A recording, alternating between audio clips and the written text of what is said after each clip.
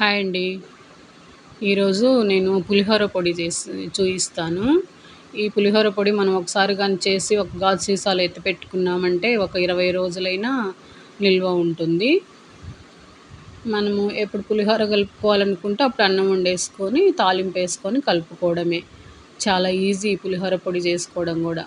Taste గూడా చాలా బావుంటుంది. ఆవాలు, మెంతులు అవన్నీ ఏస్తాం గాబట్టి. ఇది చాలా త్వరగా ఇలా మనం పులిహోర పొడి చేసి పెట్టుకుంటే 5 నిమిషాల్లో కలిపేసుకోవచ్చు పులిహోర.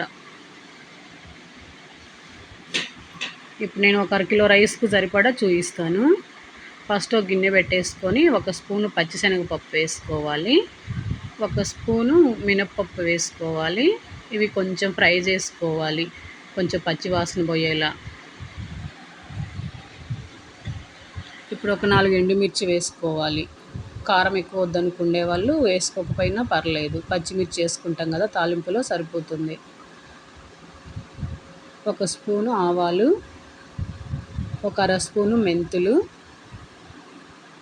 ఒక స్పూను జీలకర్ర ఇవన్నీ వేసుకొని బాగా ఫ్రై చేసుకోవాలి. మంట సిమ్లో పెట్టుకొని ఫ్రై చేసుకోవాలి, లేదంటే త్వరగా మాడిపోతాయి.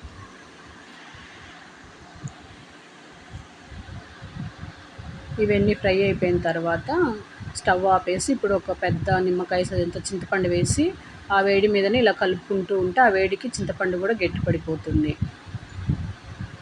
ఇప్పుడు దీంట్లోనే మనం కావాలనుకుంటే కరివేపాకు కూడా వేసుకోవచ్చు.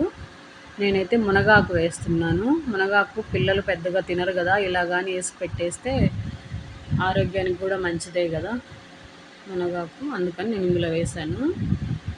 ఇదంతా చల్లారిన తర్వాత ఒక మిక్సీకి వేసుకొని పొడి చేసి పెట్టుకోవాలి. ఈ పొడి మనం స్టోర్ చేసి పెట్టుకున్నామంటే ఒక గాజు సీసాలో 20 రోజులైనా ఉంటుంది. అంతేనండి పులిహోర పొడి. మనం తాలింపు వేసుకునేటప్పుడు పల్లీలు, ఇంగువ, సాల్ట్ ఇవన్నీ చూసి వేసుకొని తాలింపు వేసుకోవచ్చు రైస్లోకి.